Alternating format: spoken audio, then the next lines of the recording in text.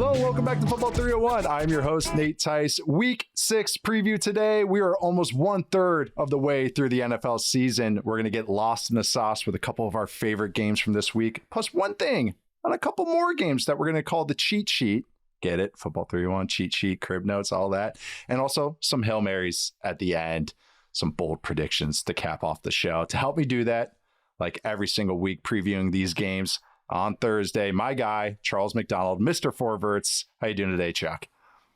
I'm doing pretty good. I'm looking forward to this Giants-Eagles game tonight. You know, there's actually a lot of intrigue here with how the Eagles have been performing lately, and Jackson Dart making his national TV debut. So, it's buzzing around here in New York. And the bodega guy was asking me what I thought about Jackson Dart, and I was just, kept it quiet.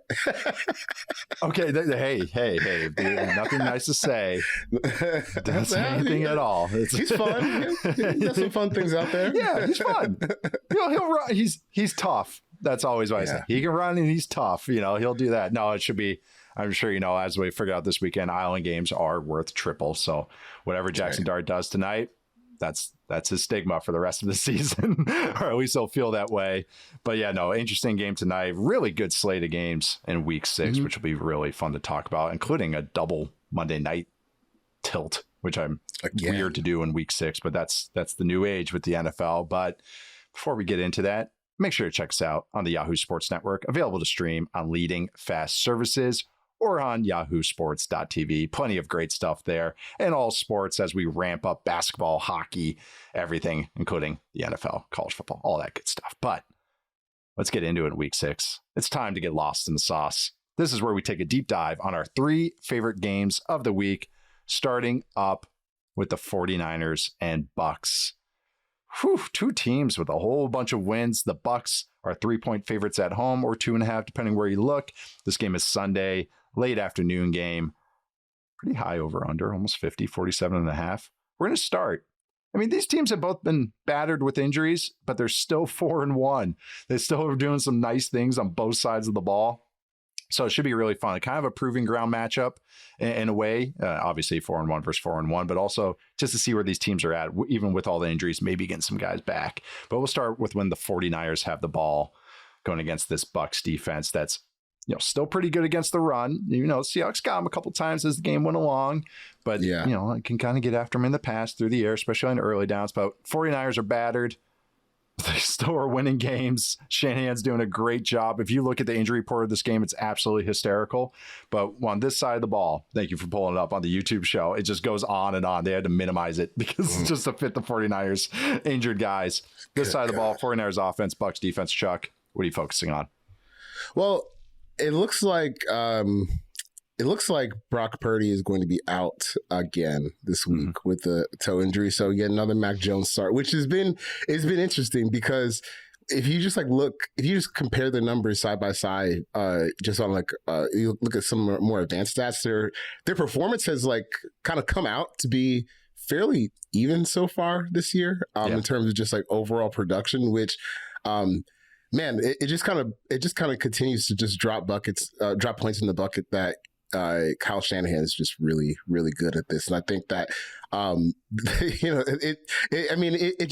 know it's obvious to say, but he's got Mac Jones out there, going on the road against the Rams on Thursday night and putting together enough offense where they can go and win that game, even when, they have another performance on the ground where they're kind of struggling to get the ball moving with Christian McCaffrey in that manner. So I think that just knowing that, if I hadn't seen Mac Jones play in this offense, I'd be like, man, maybe this is a get right game for Tampa Bay's defense. But now that we've already got a couple games of proof that this can work and you can actually be productive and score a lot of points with Mac Jones as your quarterback, as long as Kyle Shanahan is pulling the strings, then I think this could be another game where San Francisco scores a ball. We just saw last week, and not just last week, all season, Tampa Bay's defense is kind of susceptible to the pass, especially when they dump off the running backs and tight ends and stuff like that. So if you're looking at this from Kyle Shanahan's perspective, well, we don't run the ball well. Tampa Bay stops the run really well. So probably don't even try to do that all that much and just try to get them out in space and do what we do best. But I think it's going to be another fun matchup because you get to see another Mac Jones start, which is just Kyle Shanahan, I think, at his best. Hewitt, Yeah, he had this most like excitement I've seen out of him. Like even when he was he's always been pretty good with his quarterbacks. Like Shanahan's pretty good about kind of like protecting the QB. Like that's kind of like an old school West Coast coach thing. Like Mike Holmgren was always like that, where he's like, no, the quarterback's fine. Like, I'm not going to, but he was just like huge praise on Mac Jones. Look how tough he is. Like all of this stuff. And I was like, oh, he's like really excited. I mean, it was that win against the Rams last week was probably one of his better ones. Like you tell me this 49ers team, if you told me an offense lost their starting quarterback, Pro Bowl quarterback, starting all pro tight end, top 3 receivers are out, in and out of the lineup, I should say. The left tackle's taking a step back, and you kind of expect the passing game to take a dip. Nope. It just keeps on churning. It's the run game that's taking a dip for the 49ers. CMC's healthy, which was the big question mark of this offense going into the season, because he was battling injury stuff where they traded for Brian Robinson. And I was looking it up. I was like, after they played a couple tougher defenses against the run, I should say. Right. But here we are.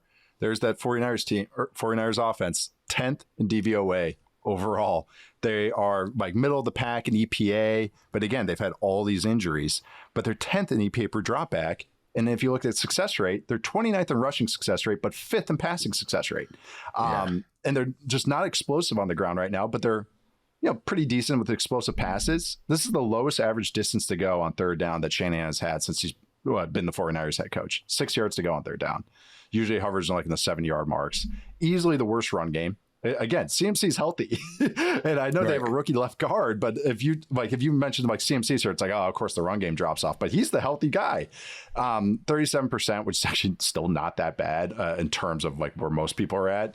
It was 46% in 2023 when they made the run to the Super Bowl, their second run. Second best passing success rate that Shanahan's ever had, and that's swapping injured Purdy and Mac Jones in and out. Mac Jones's stats are identical to Purdy's as far as success rate wise, still taking sacks at a lowish rate. They both have a top 5 success rate passing wise, which again just speaks to what Shanahan's dialing up. So it's just not as explosive as it's been at its peak, but that's because every skill player guy is hurt and it's just a bunch of backups playing. So that makes sense, but it's a credit to Shanahan. I just think Mac Jones is a fine operator in this offense. Like he knows exactly where to go with the ball. He's not taking sacks. He only has 1 scramble. He's not making any bad decisions because he knows, okay, going here. And he kind of knows what he is. He has some nice ball placement moments, but he's going to work more underneath, more Jimmy G-ish. Yeah. As far as working underneath. Purdy's got a little bit more recklessness to him, which makes it kind of opens up the offense in some ways. But for what this offense needs, you kind of need that steady hand. And that's what Mac Jones has been so far. Yeah, I was just about to say, it's kind of funny, where you do see their stats split between Purdy and Mac, where Purdy had a top 5 explosive pass rate this season before he got hurt. Mac is about closer to below average, but he's also got way fewer interceptions than Purdy because he's not really throwing the ball downfield as much or take as many chances. But then it's funny, one stat that really made me laugh was Brock Purdy was pressured on 42% of his dropbacks, one of the worst marks in the league, but he's only sacked on 2.7% of his dropbacks. Mac Jones has been pressured on 26% of his dropbacks, which is second best in the league, but he has a higher sack percentage than Brock Purdy does. Mac is who he is, right? If he starts extending and he's holding the ball too long, things are bad. But in this offense, just getting the ball out and kind of being a point guard, it really does work.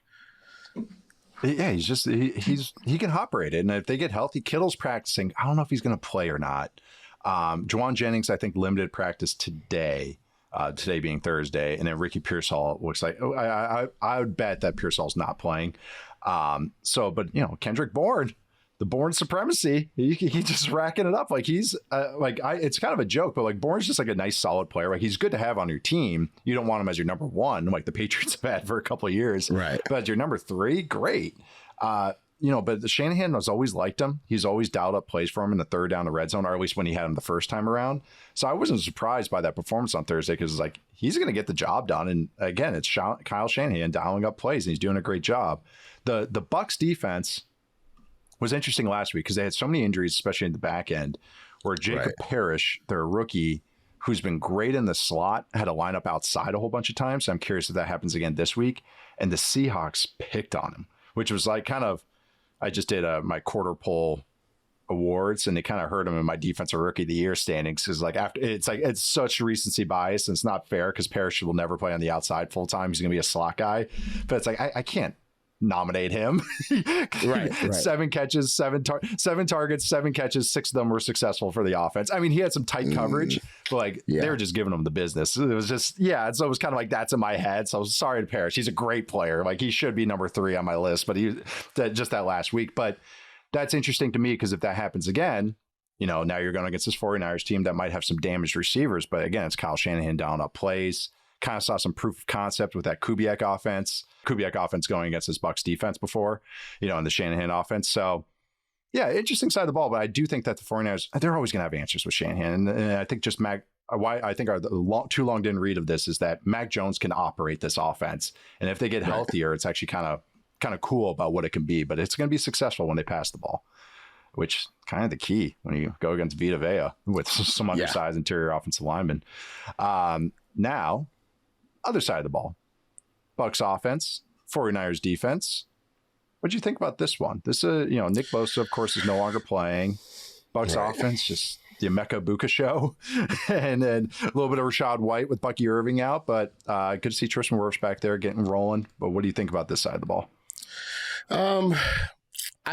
I feel like conflicted about the 49ers defense. I guess I would say overall, like they're not playing all that well right now, but they still are getting like some incredible like individual efforts from guys like Fred Warner. Like Fred Warner has been unbelievable this season. Like I can't imagine where their defense would be without him on the field, because obviously last week, I mean, that game against the Rams wasn't their best performance, and just over the last 2 weeks, they're ranked 24th in success rate, 24th in offensive dropback success rate, 23rd in offensive EPA per play. I mean, it's kind of been trending down, and I think a lot of that is probably just due to like youth, and you're still trying to figure out how to replace like a lot of the bodies you've lost over the past few years. But for this game, like I think it's probably a little bit concerning, because when you look at what Tampa Bay did last week, but I think when you look at how they were able to just torch Seattle, who has performed better on defense than Tampa and then San Francisco has this year.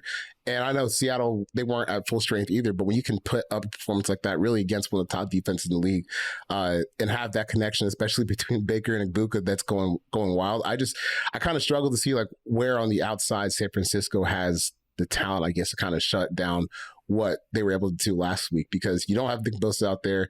It's just kind of like Fred Warner putting out a bunch of fires, and you got some of the rookie defensive linemen playing well, but overall, I just kind of think they have too much firepower and talent for where San Francisco is right now.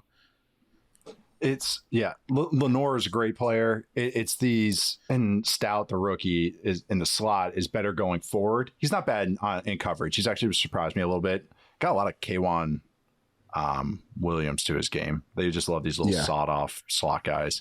But he's a good blitzer and good against the run. It's just, coverage, you can kind of get him. He's not bad. He's a little better than I expected.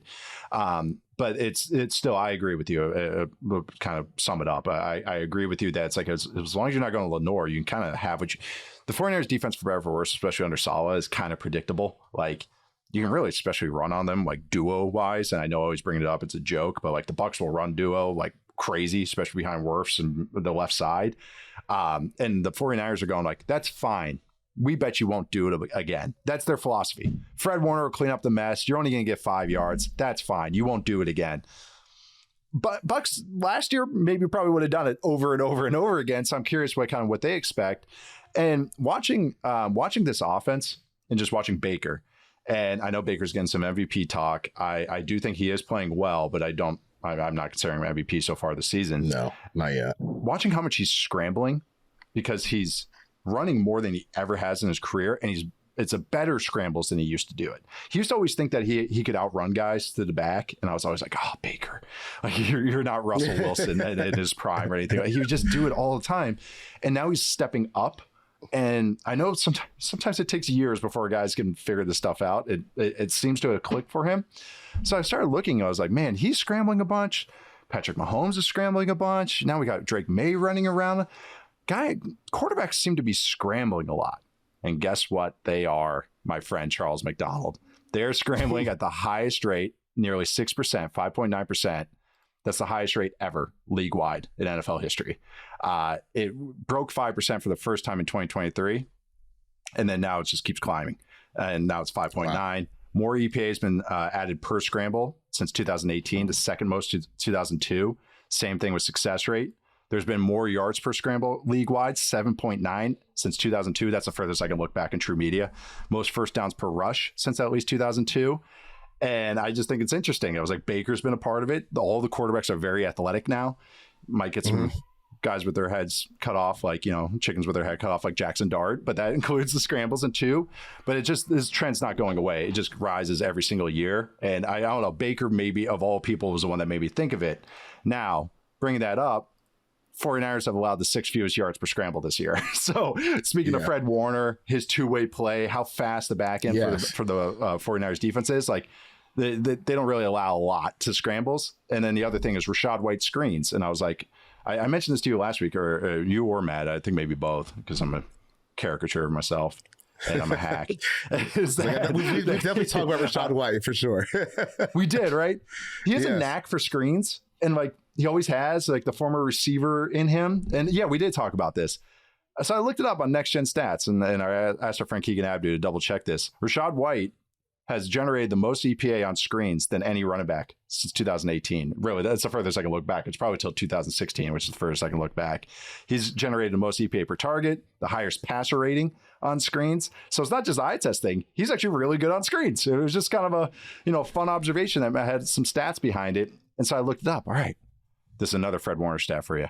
How are the 49ers against the screens? That makes sense. Their defensive line coming at you. Okay, really aggressive.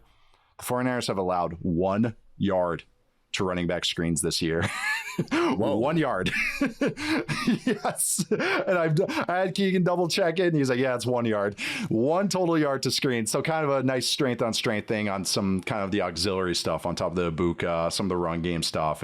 Screens and scrambles, it will be very fun because that's where Fred Warner really shows up. But had to throw in those stats here because I think it's going to be interesting in this matchup. Well, it's just interesting. I think especially since Nick Bosa has come out or been injured, I guess they're just kind of like I guess they're just trying to keep stuff in front of them in all facets. Because even like that running back screen stuff was that's a great stat. But even if you just look at like their pressure rate and sack rate over the last 2 weeks, they've gotten a sack on 1.3% of opposing dropbacks. 1.3%. Wow.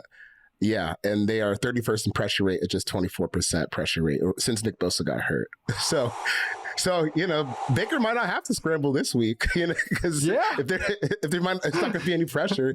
You can just pick them apart. So it's going to be really interesting. I just think Tampa Bay, they probably just have a little bit too much. And if you can't pressure Baker, like that's when he's going to be at his best too. When he doesn't have to worry about the rush and he's not thinking about, oh, am I going to make a play here? No, I'm going to fire downfield. And that's when he starts throwing interceptions. So if he can stay clean, it's going to be tough. Crow hop Baker is scary. When Baker is in that rhythm, 1, 2, 3, and you see that big hitch and he's about to throw it, that means he's feeling it, because he only does that when he's feeling it. And I don't want to compare him to Favre, but the Favre crow hop, he has a very similar one where it's that full center fielder. I'm leaning it and then launching it. And that's a great stat because you feel it when you watch the 49ers. I mean, Michael Williams has been great against the run. He actually has more pressures than I expected, but he's just bull rushing. He's just bull rushing. So it's like, all right, fine. All right, you're going to bull rush me from the backside. That doesn't affect me as a quarterback. What affects me is you bull rush me, then Nick Bosa's winning to my front. So I step up and then the bull rush gets home, like that. You need those compliments. So obviously that's a great stat, Charles. All right. Predictions. Bucs are favored by 3. What you going with? It's funny. I came into this thinking San Francisco. I think I just talked myself into Tampa Bay. So I think I'm going to go Tampa Bay. I think this is a good day for their offense. And I think I'll take 49ers to cover the spread. It's going to be a close back and forth game. I'm with you. I think there's going to be some sloppy moments because just how these teams are. They're not, neither of them are perfect, I think, but I also think there's going to be some really good ball, especially on offense. So I'm going with the Bucs too, but it's not a knock on what the 49ers are. They're Shanahan's getting the most out of it. I didn't name him as my coach of the year at this point, but he's second to me. I gave it to Steichen. But it was like, this is the best he's ever. I mean, 2023 was maybe his magnum opus, but this is probably the best work he's done as far as like just grinding out wins and putting together game plans. But I am going to go with the Bucs, but I think this is going to be a great game, a very entertaining game. All right, we're going to take our first break, and we'll come back with a few more games we get lost in the sauce on. All right, we are back with a couple teams that have racked up some wins the last couple of years. And one is this year, the other's finding their way. We got the Lions and the Chiefs Sunday night football. Chiefs are favored at home. Again, we finally got, they were favored last week on the road, but they've been underdogs at home recently, facing a Lions team that I had some questions on I'll talk about, but they're answering the bell on offense and defense, and they got some reinforcements coming. This is also our Haas fight of the week.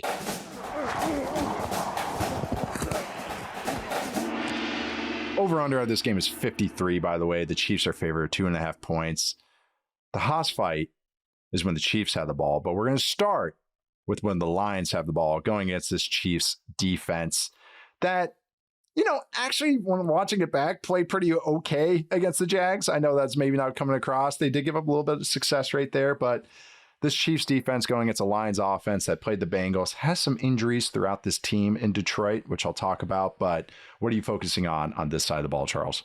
The Lions they've had an interesting run this season where I think overall, like the John Morton switch has been a success. Like if you just look at their offensive numbers, they are they look the same. They're still good. They're still really good. Yeah. They're still really good. Yeah, they score a whole bunch of points. But I did notice something that made me go back to their game against the Browns, because I was mostly looking at their defensive stats over the last 2 weeks. And when I isolate, I noticed something about their offense where just over the last 2 weeks, they were 22nd in EPA per play, with a negative number there in that stat. So I went back to their game against the Browns, and I'd forgotten because the final score was 34-10, but that was a little more of a slugfest than I remember. Yeah. Like the Browns defense really kind of brought it to them up front. And I think if you are like worried about one area of the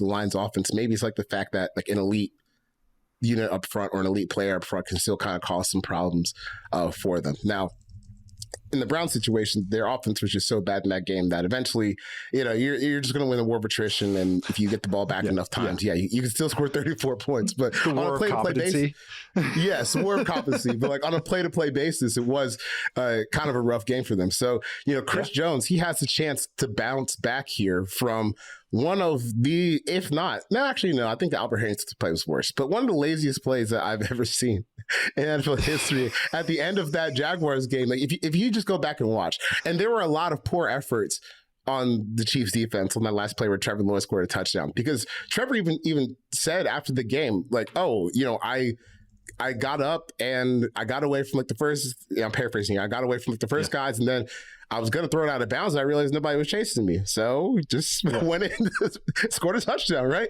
Which is, took over. Cool. Right. If I look over and I see Chris Jones literally like just standing still and walking, and look back, George Karlaftis, like they've stopped running after me too. And Nick Bolton stopped running. And the only person I got to dodge is a DB coming from the end zone. Yeah, I'm might as well just take that chance. Even with no timeouts, it's a pretty favorable situation. But Chris Jones in this game, I think he's got a chance to like cause some problems for the Lions up front, which they'll probably need, because if he's not causing havoc, I just think the Lions skill players, like they could just shred that back seven of what the Chiefs have just collected talent wise. And I think that it's not like totally the same as what Ben Johnson done, but this offensive performance from the Lions has kind of made me. It's kind of just like another data point for Dan Campbell having his hands like all over everything Detroit does on offense, because a lot of it is pretty similar, and obviously you can see that they've started incorporating some more trick plays over the last few weeks. So this might just be like the Dan Campbell offense, and they're starting to figure out their groove. But I still think if Chris Jones kind of steps up and plays like we know that he can, they could run into a little bit of trouble against the Chiefs. But if not, I kind of think they could keep rolling on offense. Yeah, I agree. I kind of have been looking. I was like, there's there's parts of this offense I'm like, yeah, this is like keep the good times rolling. And then there's their run, just kind of like similar to 49ers, their run game is taking like a slight step back. It's still good. It's just not overwhelming best, automatic set your clock to it. Like this is the first time that they've had negative EPA per rush since 2022, which, that was kind of like the early Dan Campbell years. It's their low success rate. Like what are they? Their success rate is lowered a little bit. It's 39.2%. Last year was 44%. So it's like 39% is fine. Like that's above the threshold. I've talked about this before, but 39% rushing success rate and 14% explosive pass rate is kind of we can make a run in the playoffs numbers. And so as long as you're above it, you're fine.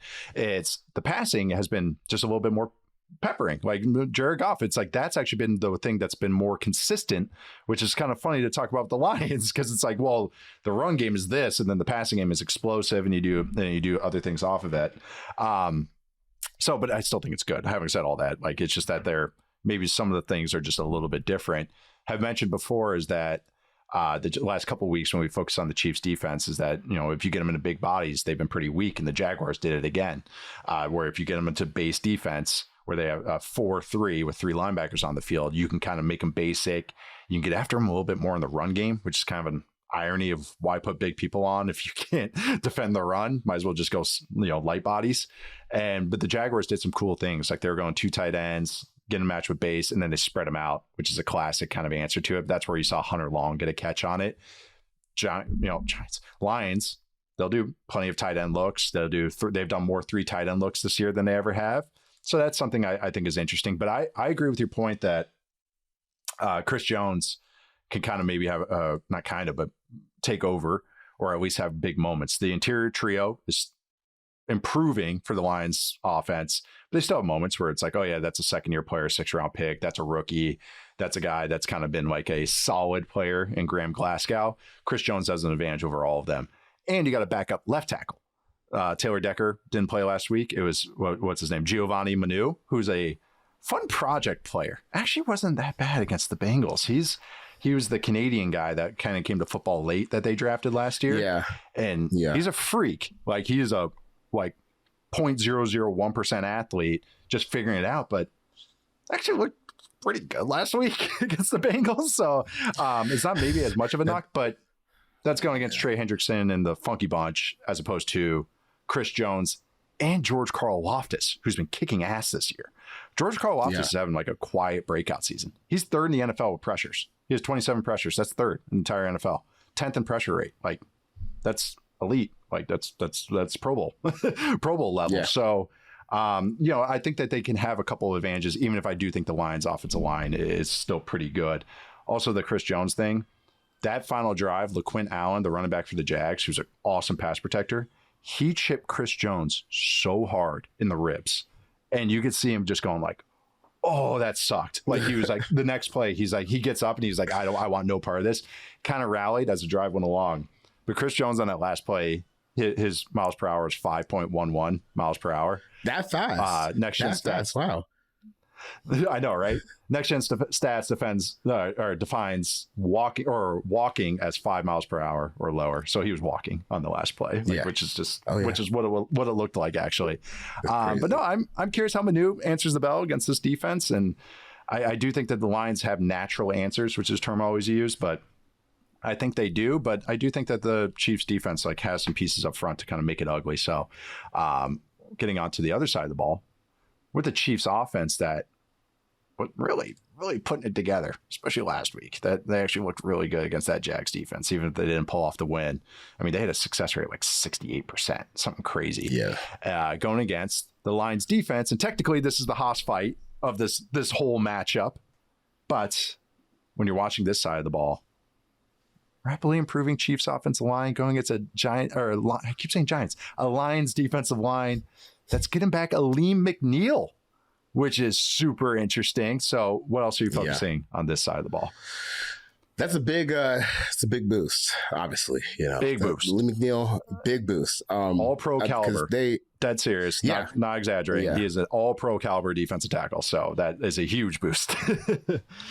Yeah. So we'll see how many snaps he plays in this game. You know, usually see teams kind of ease guys back into the lab, especially because he had a late season ACL tear. So you know, so he's gotten back and back into swinging things in less than a year. So I don't know if he'll play too many snaps, but whatever they get from him will be needed because, like you said, the Chiefs' offense has improved. You know, even when it looked funky earlier in the season, they were still like 10th in EPA per play, and now they're one game away from getting. They're one game away from getting Rashee Rice back from suspension now because his 6-game suspension will be up after this weekend. They figured something out with Tyquan Thornton. You know, the offensive line's been playing well. I mean, they're doing a thing, man. They're doing a thing again. They're inevitable, man. They're inevitable. It looks like crap for a while, but you still look at some of the underlying stats, and they're still good. And you watch them play, and they're still, even though it looks awful, they are still getting in the end zone. So yeah, the Patrick Mahomes guy, having him on your team is pretty important. And I think, I kind of go back and forth with the Lions defense, but I over the past 2 weeks they've played a lot better. Like they're top 2 in most defensive stats, and their numbers have really risen. But that is against Jake Browning, who was benched in favor of Joe Flacco, who they just traded for, who the Lions played the week before in that 34-10 win over the Browns. So a lot of that is just you're playing Joe Flacco and the Browns, and Jake Browning, who has just melted into like a not playable quarterback after being pretty solid last year, or the last time he had to play extended snaps when Joe Burrow got hurt. So when you go back to just like their first 3 weeks against Green Bay, Baltimore, and Chicago, which is probably closer tier to where the Chiefs are than, Cleveland and where Cincinnati is right now. They really struggled. They were 28th in EPA per drop back, 23rd in EPA per play. And against the Chiefs offense is really improving. You got Mahomes. I think that this could be another opportunity for just kind of get after an experienced defensive coordinator. And in Kelvin Shepherd, and then get in the end zone a little bit more, or maybe more how people were expecting that coming into the season when you just see Patrick Mahomes in that offensive line. Like they've really started turning the form. I think this is a good matchup for him.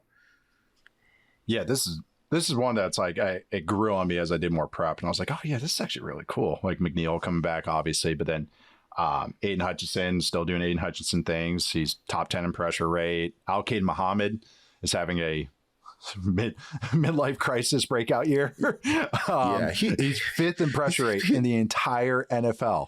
He has a 19.8%, like 20% is like defense player of the year, like caliber. He's just under it. Like, good on him. That's awesome. Yeah. He's one of my guys I've watched forever. I'm like, why aren't you better? Like, what's the hang up here? Because he would have games where he was like blackout good and then just disappear for seasons at a time. So it's good to see that this is clicking for him now. It is, yeah. And, they got some beef. The linebackers are playing well. Alex Anzalone was a guy I used to make fun of, and now he's just like a good starter now. Didn't think he should have held out for a contract this year, but still a good player. Jack Campbell has really improved. He's really good against the run, and coverage-wise, he's getting better, like turning his back and everything. Their back end is battered. Terrion Arnold is getting like his 40th doctor's opinion on his injuries. I think Kirby Joseph did not participate in practice as well this week. So, that's interesting, especially as this kind of Chiefs passing game is kind of really coming to its own. Like the Tyquan Thornton thing it's kind of I started as a bit, but it's actually really like he has a great connection with Mahomes. Like Mahomes trusts him fully and he just keeps answering the bell. That's real. Like that's not just a couple lucky deep balls. It's week in, week out. And then, Xavier Worthy kind of keeps getting hurt, but it keeps coming back. They're kind of like all slotting into their roles, and it's making sense. But this is the most Mahomes has ever targeted receivers in his career. Like this is the fewest he's targeted tight ends and other positions, which I think is interesting because now they're getting Rashee Rice back. Like, okay, that's a lot. I think Rice is incredible. Like, I think he's very, very good. And that's why I think he's kind of just been so out of sight, out of mind since he got hurt last year. His underlying numbers last year, I think he's incredible, especially all the Dink and Dunk stuff. Like he actually creates yak, but also like just underlying numbers. He was like one of the most like efficient receivers in the NFL. Like he was up there with Puka Nacua until he got hurt last year. I know it's only a month, but this is real. So like that's going to be Doesn't apply to this week, but it does matter going forward. I just think this can be a really good test for both teams. Like, is this Lions defense still championship caliber, or is it more just fine to good? Is this young Chiefs offensive line, like, are they real? Like, Josh Simmons looks awesome, and Kingsley Suamataia, the left guard, is really coming along. I know I always bring him up, but he's actually like improving, where I feel good about 4 spots on the Chiefs offensive line. The highest paid guy, the right tackle, was Jawan Taylor, is the guy I trust the least, which is a good thing.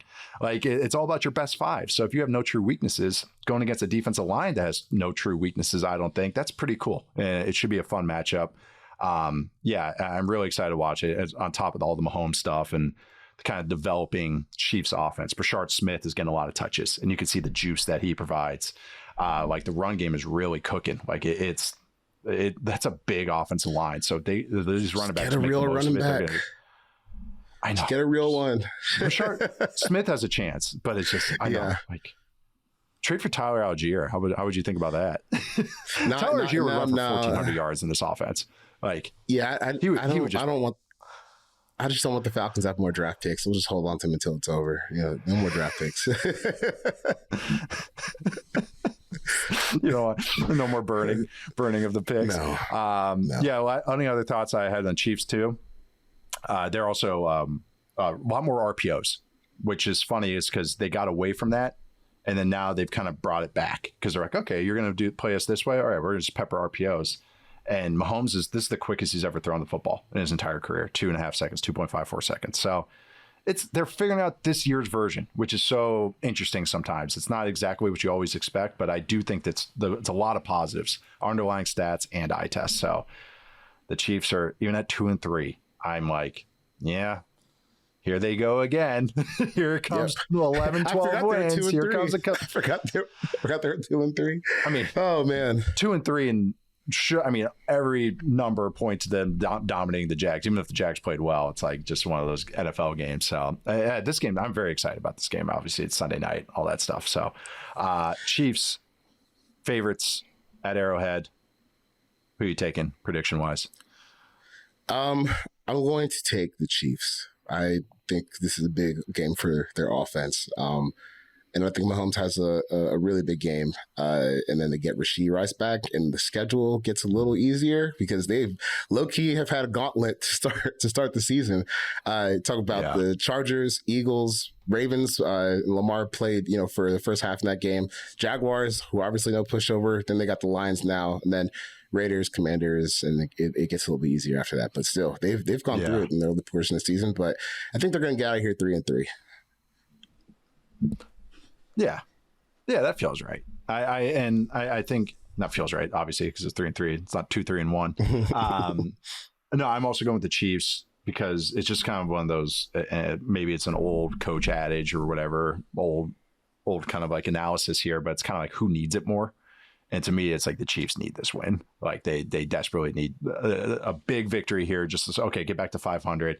Rasheed's coming back. Okay, let's roll. We'll get to our bye week soon.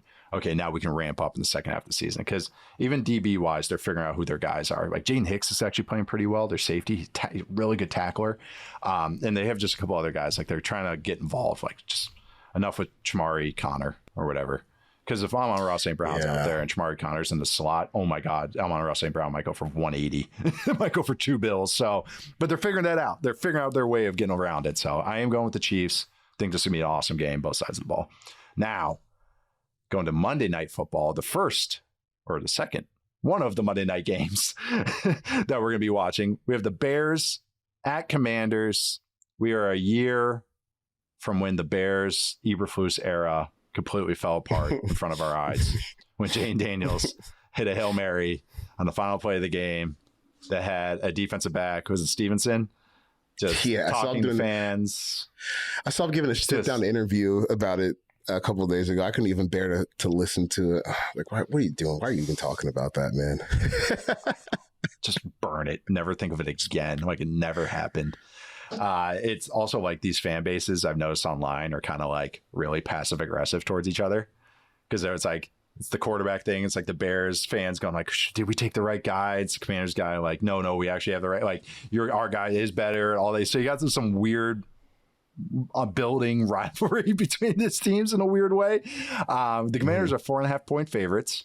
We'll start with when the Bears have the ball. Did I say the Bears are 4.5 points? The Commanders are 4.5-point favorites. We'll start with when the Bears have the ball going against going against the Commanders defense.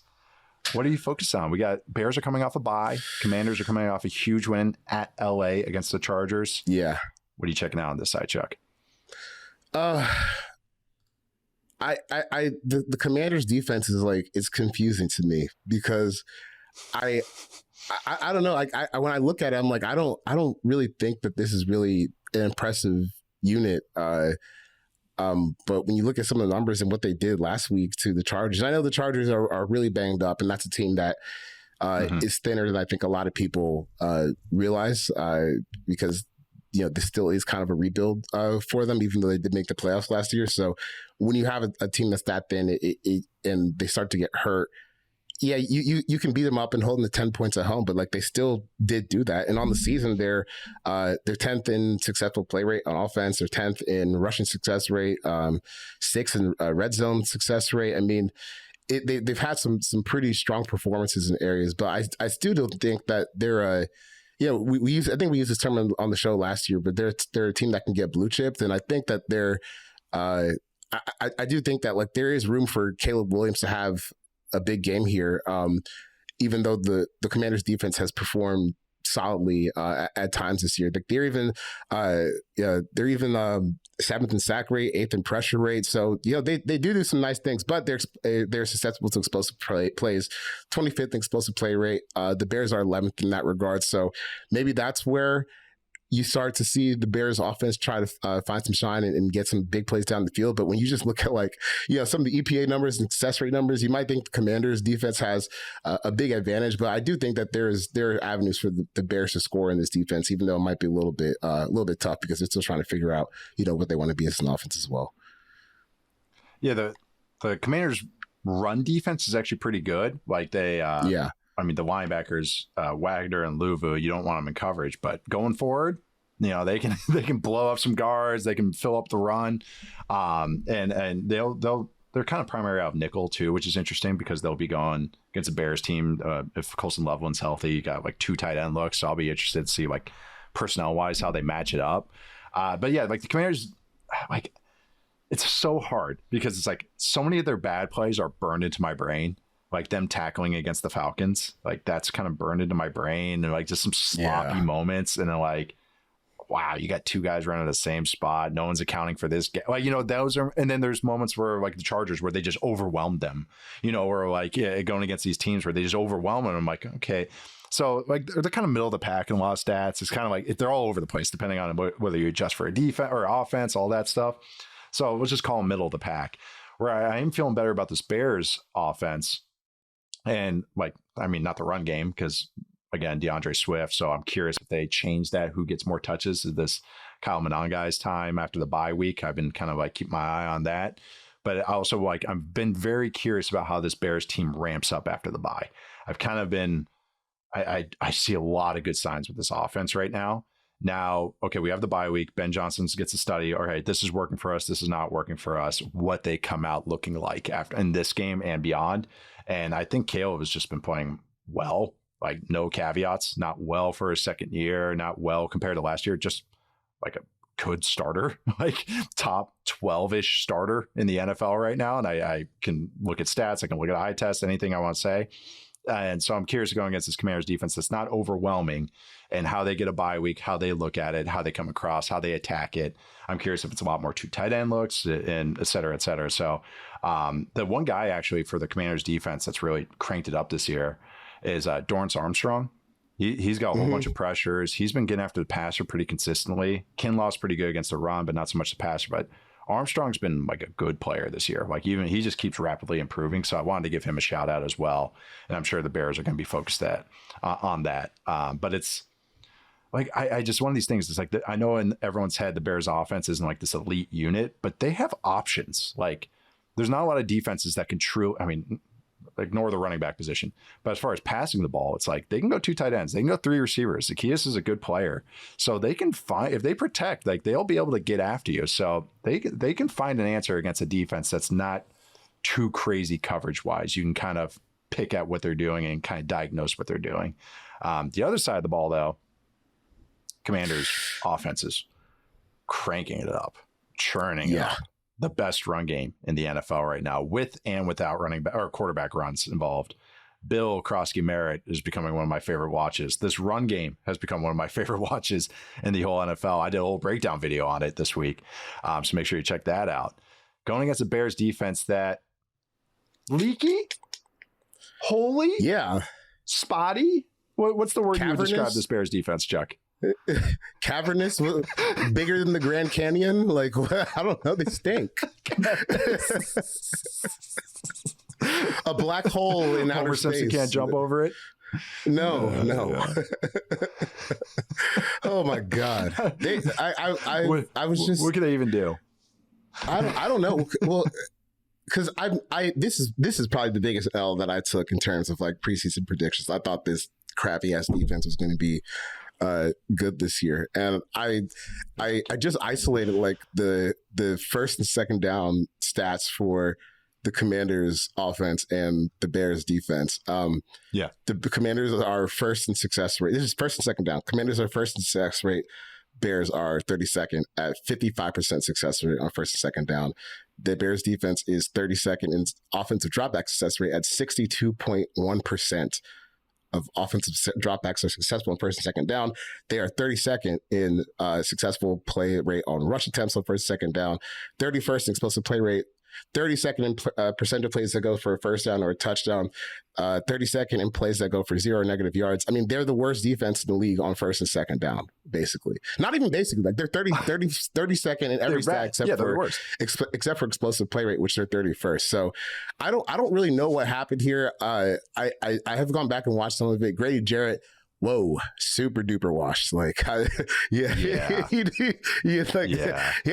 will maintain that he was still okay last year in Atlanta, but you know that switch up to Chicago, he's about cooked. And they really just don't have much resistance like at all. I thought Dennis Allen would be able to like just coordinate these guys and get them to be more organized, just because the Saints defenses, they were always good even when the talent started to dissipate because of all the the cap problems they were having. But now this defense just sucks, and like barring something unforeseen, I mean, they've had success at offense when Marcus Mariota was in. I know the Falcons game didn't go how they planned, but the week before against the Raiders, I mean, they had, I think, the highest success rate in the league amongst teams that week. So Jane Daniels should have a pretty big game. Bill should have a pretty big game. I mean, I kind of think that they're going to torch the Bears defense in a way that makes it hard for the offense to keep up. Yeah, it's so funny because you mentioned all the first and second down stats, and then their first and third down conversion rate allowed. So it's like, if we can just figure out first and second down, and you guys are cooking. Just get to average. We can just get there. They only allow a 29.3% third down conversion rate. Like, that's, and then the red zone's actually pretty good too. So like situational, usually that means more coaching and scheme wise too. So it's like, okay, you guys are figuring out some of this, like their passing defense, okay, but it's all about first and second down, and that's where the Commanders are amazing. And then on third down, they're so aggressive on fourth down that Jane Daniels will go, all right, it's 3rd and 8. All right, here's a 6-yard scramble, or here's a 6-yard check down. All right, it's 4th and 2, first down. I mean, remember, even if they regressed from last year, it's like they're still good at it. This run game is good on every down, like first through 1 through 4 downs. Bill can handle runs between the tackles, and he's got enough juice to hit the hole on the outside or get to the edge on the outside. So that's the thing, is like they could have a whole game plan kitchen sink, and it's like I still will like pretty easily say that the Commander, this should have been my bold take, like freaking they'll go for 200 rushing yards in this game, 250. It's gonna look like an Army Navy game on the ground. You know, like it's just that one of these things where I'm like I'm trying to find an answer for the Bears, and I like usually doing that. Okay, what thread I can pull at, but it's like the linebackers are playing slow, they're small on the interior defensive line, the safeties are more worried about coverage stuff, so they're late to rally on stuff. It's just like the best I think this run defense can get is like 22nd. I'm not like saying like I don't see where the reinforcements come. So they just have to win 3rd and 4th down, I guess. But that's the thing, is if it's 3rd and 3, 3rd and 4 every down, 3rd and 2 every down, good luck. So I agree with you. I think that on the ground, they for sure are going to get it done. And I think Jane Daniels is going to, have one of his games where it's going to be efficient. Maybe, an explosive player or two would kind of pop it open, but I think they're just going to run like crazy and try and just for all 4 quarters, because I think they can. And I think that what's really cool about this Commanders offense is they'll change it up too. Like they'll change up what they get to, change up what run concepts they get to. Sometimes it's trap, sometimes it's pin pull, sometimes it's counter, sometimes it's zone. So they'll change it up based on who they're going against. And so I trust them, Cliff Kingsbury, Bobby Johnson, to find an answer against this defense. So I think there's going to be a lot of points.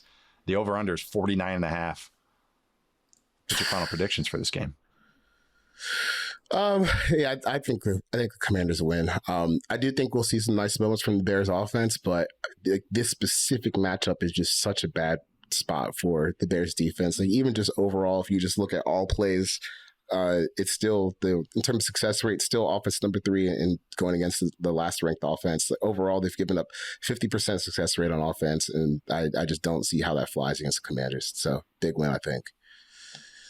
I think the Bears are going to put up a great fight. I think it's going to be an entertaining game. I think they cover, but I do think Commanders win. I just think, like you said, it's like when you have that much of a dominance on the ground, it's just hard to overcome, because why would I throw? Controlling the game. Why would I throw ever? And then when I do throw, all I need is a 4 or 5 yard gain. Like I don't even need explosives through the air if we can run this well. So that's just, it's hard for me to kind of like yell or cancel out with my head saying, even though I think that the Bears are going to be exciting after this game, after a bye week, and what Caleb is doing right now, Roman Dunze, and with this, I'm dead serious, guys. Like the passing game looks good right now with the Bears. It's just, run game is a little shoddy. The defense is a little shoddy right now. So I think the Commanders are able to control, and that's why they're able to kind of come away. Jane Daniels does his thing. Deebo Samuel has been doing some cool stuff too, how they're using him. So I do think that Commanders take this one on Monday night. All right, we're going to take our final break. We're going to come back with a couple more games we want to give a shout out to for our first cheat sheet. And then we got Hail Marys to cap off the show. See you guys in a sec. We are back. 2 more games here. We're going to call this the cheat sheet. First one, got an AFC, NFC tilt. We got the Seahawks and the Jaguars, 2 teams I've actually been associated with in my life, which is funnily enough on coast to coast. Jags are 1-point home favorites after that big win on Monday night. Seahawks are traveling across the country after really one of the most exciting games of the entire year. Cheat sheet is just one thing. It's not a deep dive, just your one singular thing for this game. What's your cheat sheet item for this week? Jaguars defense seems susceptible to like good players, good offenses, because last week was like, hey, blue chips. Injured Brock Purdy in that 49ers offense. I guess that's doable for them. But when Patrick Mahomes came into town, last week was not good for them. And I think that Seattle's offense, with how they performed last week, there's room for them to have a big game, especially if Trayvon Walker is out again, because they need him to be a hammer against the run. They weren't good defending the run against Kansas City. Got shredded through the air, but due to all the wacky hijinks we saw, they were able to get that game across the finish line. But I think Seattle's offense has a chance to have a big game this week. Yeah, also, like we kind of a trade takeaway here, trade reaction. We had the Tyson Campbell, Greg Newsome trade between the Browns and the Jags because they're the only team. It's just weird. Campbell hasn't been great this year, so I kind of see that, but it's kind of interesting. Yeah, Newsome I've always pictured as a slot. But then does this mean, Jordan Lewis has been phenomenal this year. He's played in the slot, and then Travis Hunter has played in the slot. So I think that's kind of curious. I like Newsome. I think he's a good, solid player. And I think I've seen Campbell. Campbell ideally is like a super duper number 2, like an amazing number 2 and kind of a low end 1 corner. And Lewis has been outperforming him this year. So I think they are like, hey, screw this money. Like, let's get out of it. So throw a little dart at Greg Newsome. I totally understand that. It's one of those I marinated on. And then after sleeping on it, whatever, I've just been like, oh, okay, it kind of makes more sense than at first. I was like, what is this? What is this trade in October with pick swaps involved and everything? So, I understand it as I've kind of marinated on it. But I only really have for this game because I like your points there. I think the Jags back end, like their safeties, are very susceptible to explosive plays. So the Seahawks have the most explosive passing game. Might be a big JSN week or a Torrey Horton shot play. I could see that happening in this game, definitely. Maybe you get a little bit of more Elijah Arroyo split out. My one thing, though, this is just a random stat I want to throw out here. Diami Brown, who I think is playing. I did not check if he has any injuries this week, but a lot of targets in the last drive. He did. I've always liked Diami Brown because he's like nice dirty work guy, and he can play on the outside. Yeah, he's playing. We're good. So I was looking him up, and this is so noisy, but I just had to share it. He's such a good run blocker that I kind of kept noticing him against the Chiefs. I was like, you're really helping pop this run open. Like, really getting to the second level and digging out this safety. And there's Travis Etienne popping off another run, who's Etienne's playing great too. I just looked it up because I was curious. The Jags rushing success rate jumps from 26th ranked rushing success rate offense to the second best in the entire NFL when Brown is on the field. He missed one game, but 55 runs with him on the field, 50% rushing success rate. 68 runs with him not on the field, 35% success rate. So I was like, of course, there's a ton of noise, personnel groupings, who they're going against, but he does help. And I just wanted to throw that little aside in here that like Diami Brown, your blocking is getting noticed on Football 301. Brent Strange is out for the Jags too. So it's kind of a weird week for them overall, kind of like figuring out the personnel of Walker's out on both sides. But I am also going to go with the Seahawks here. Yeah, we got a great little tweet here on our YouTube show. You can see they impacted the room because he just does dirty work and he's a good outside receiver. So yeah, I just wanted to give him a little shout out in that aspect. But I think the Seahawks explosive passing game might be a little too much for the Jags. Jags defense hold up. I think this game turns into a shootout, which I'm pretty excited about. All right, last cheat sheet item. The other Monday Night Football game involving your Atlanta Falcons. We have the Bills Falcons. And really, actually, no. What's your cheat sheet item before I even say mine? Because mine is just a question. What is the Falcons defense? They're first in DVOA right now. First. Yeah. First. Look, I know people got on me for being just like the OG Falcons defensive hater for a long time. And to be fair, I think that's earned. What's there to be proud of? They haven't had like a legit good defense since Michael Vick was the quarterback. Like it's 2025. Yeah.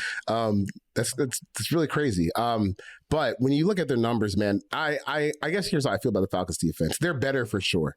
They're definitely better than they were last year. I think like the additions that they made more so on the back end with, some of the plays that Xavier Watts has made, and especially Billy Bowman, has made like those two guys have stepped up, and we're still seeing, flashes from Jalen Walker and James Pierce. But people are, not people, but like the whole apparatus of like their image still hangs on that week 2 game against the Vikings, where, I just think that was mostly about JJ McCarthy not being ready for the NFL stage, or maybe, it doesn't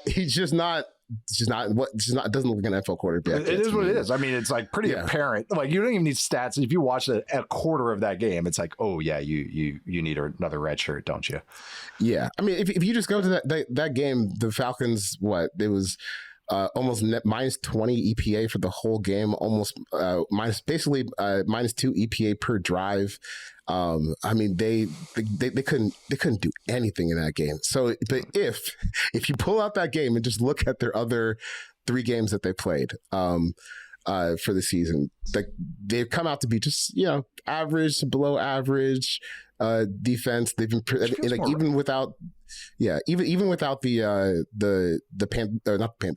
Vikings game in there, still top 5 in third down rate, top 2 in explosive play rate, about middle of the pack for EPA and success rate, but they're pretty bad in terms of points per drive. That points per drive number drops to 2.61, which is 27th in the league if you pull out week 2. So this game's just gonna be like when we figure out what these guys are. I certainly don't think they're like the number 1 DVOA defense in the league. I certainly don't think they're that, but I do think that maybe they could be like a top 20 unit for the rest of the season. Yeah. And the further away you get from that Vikings game, I think we'll probably see that. Oh no, that was a JJ McCarthy deal, not really about the Falcons defense. Yeah, my only note was I had where the QBs faced so far were Baker Mayfield with Graham Barton playing left tackle, JJ McCarthy in his second career start, Bryce Young, and Marcus Mariota. So it's kind of, I know DVOA adjusts for opponent, but also you need more data points for it to kind of work out. And all the EPA numbers are pretty solid. Like you mentioned, they're 8th in EPA per play.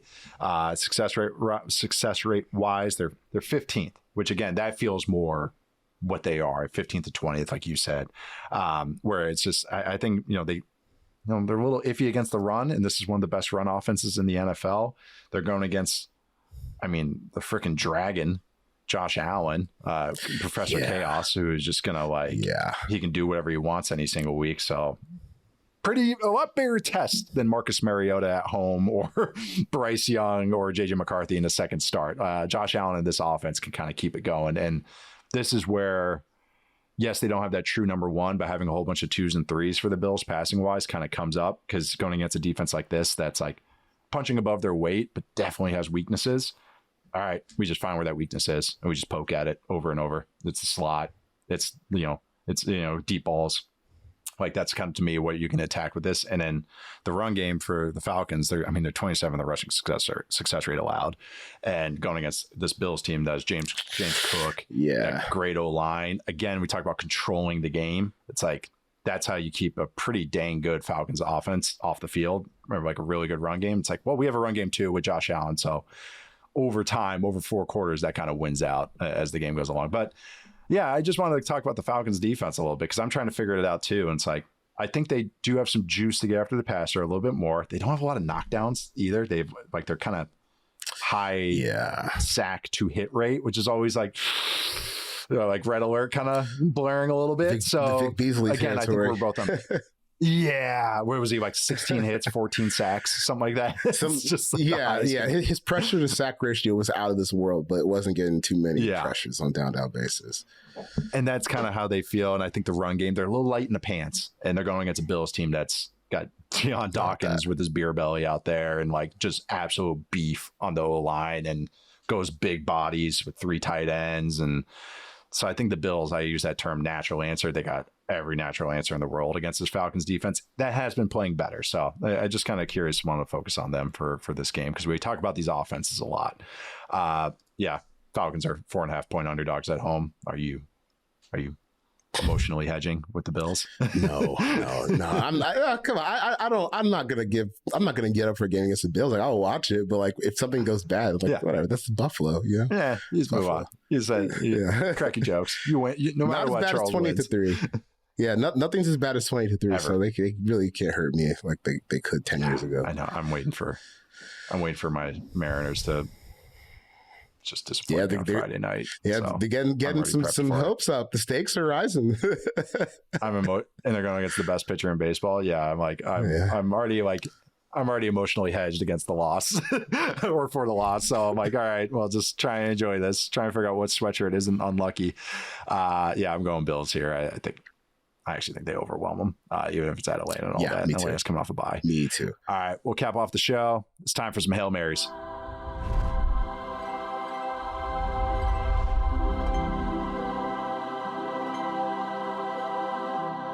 So this is where we throw up a prayer of a prediction, a hot take, a bold prediction, however you want to put it. Charles is still waiting to get on the board, but he's getting there. We're getting there. Like, there's some game scripts just got to break your way. I did not get mine last week. I had the Browns could not upset the Vikings, but like that, it was looking good for a minute there. It was close. I was feeling pretty dang good when Carson Wentz was doing some spin moves in the pocket and taking 3 hits in a row. By the way, Carson Wentz is on the injury report. So that was exactly how I thought it. Quinshon Judkins went off for 100 yards. It unfolded exactly how I envisioned it, and they just couldn't pull it off in London. But Charles, was your Hail Mary this week? This is disgusting because I'm telling you on a Browns. Yeah, I'm telling you on a Browns Hail Mary. I think the Browns beat the Steelers. Actually, this is my Hail Mary. I don't know if I think it happens, but my Hail Mary is Dylan Gabriel, first career win. Browns beat the Steelers on the backs of the defense just absolutely blacking out against Aaron Rodgers and Quinshon Judkins carrying the ball about 30 times. It's going to be a real gross game, but I think they can get it done. just muck it up. That Browns defense, man, they just can muck it up and just keep it tight. Then it just comes down to like 3 plays. As long as you don't turn it over. I know it sounds like an old coach thing, but this is kind of what it looks like. What's so funny is I almost went with the exact same one, but then I was like, I can't do the Browns again. Then I'm just becoming a character. They're not bad. They're not bad. Like, especially with Junkins getting going, like they're okay. The defense kicks ass and all those guys. So I know. I mean, they're pretty bad. They're pretty bad. They're pretty bad. But it's not like pretty bad. Matt put it best earlier this week. He was like, they're not the worst thing in the league, which is what I was expecting. No. The worst unit in the league being that offense. It's like, okay, they're 27th instead. It's not 32nd. It's just still bottom 5, but not bottom 1. So almost went with that one. But I went with this week's London game or international game. I went with the Jets upset the Broncos as nearly a touchdown underdog. And it's just a little bit of a little emotional letdown, from the Broncos. They had a huge win at Philly, now traveling to London. Okay. All right. A lot of hours there, a lot of hours on the body clock. We got the Jets, who underlying stats, like, kill it on first and second down on both sides of the ball. One of the best first and second down teams as far as moving the ball, explosive plays. They have the most explosive run game in the entire NFL. Yes, you heard me right. And they also have like a decently like efficient passing game. Like Justin Fields is like doing some nice things, like as far as just processing and everything. And they just can't have their -8, I believe, -8 in a turnover differential. So like when I posted some stats earlier this week, Jets fans were like, well, why did we suck then? It's like, well, don't turn the ball over and get some turnovers. There, done. Got it for you. It's like, don't get penalized as much as you guys are getting penalized, and don't turn the ball over. And so I'm looking at their 9th in offensive suplex rate, just overall, 12th in defensive suplex rate, playing against some decent teams too. They don't get a ton of explosive passes, but that's fine. Going against a Broncos defense that they're in suplex, they're first. So it's like, okay, best badass defense. Been watching them.